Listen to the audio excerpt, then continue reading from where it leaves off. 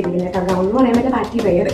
അപ്പോൾ ഇതിൻ്റെ പ്രത്യേകത എന്താണെന്ന് വെച്ചാൽ നമ്മൾ ഹൈ നെക്കാണ് ബാക്കിലും ഫ്രണ്ടിലും നമ്മൾ കൊടുക്കുന്നത്. ഹൈ നെക്ക് ബാക്കിൽ നമ്മളൊരു സിബ് അറ്റാച്ച് ചെയ്തിട്ടുണ്ട്.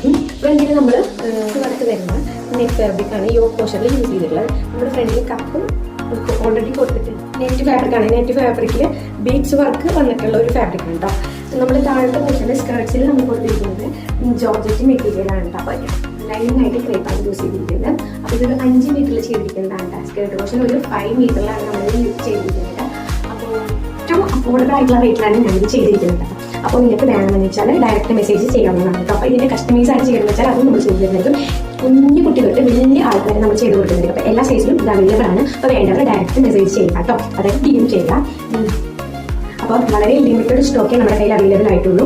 അപ്പോൾ ഇതിൻ്റെ 2 ഷെയ്ഡാണ് വരുന്നത്. ഒന്ന് ഒളിയൻ ഷെയ്ഡും ഒന്ന് ഈ ഷെയ്ഡും. അപ്പോൾ ഒളിയൻ ഷെയ്ഡിൽ നമ്മൾ ചെയ്തിരിക്കുന്ന വേറൊരു വർക്കാണ്. അത് നമ്മൾ അടുത്ത വീഡിയോയിൽ 1950 രൂപയാണ് വരുന്നുള്ളൂ പ്ലസ് ഷിപ്പിംഗ് ചാർജ് കേട്ടോ. അപ്പോൾ വേണ്ടവർ വേഗം DM ചെയ്തു കേട്ടോ. ഭയങ്കര അഫോർഡബിൾ ആയിട്ടുള്ള റേറ്റിലാണ് നമ്മൾ ചെയ്തിട്ട് നമ്മുടെ ഓപ്പണിലേക്ക് കിട്ടുന്നത്.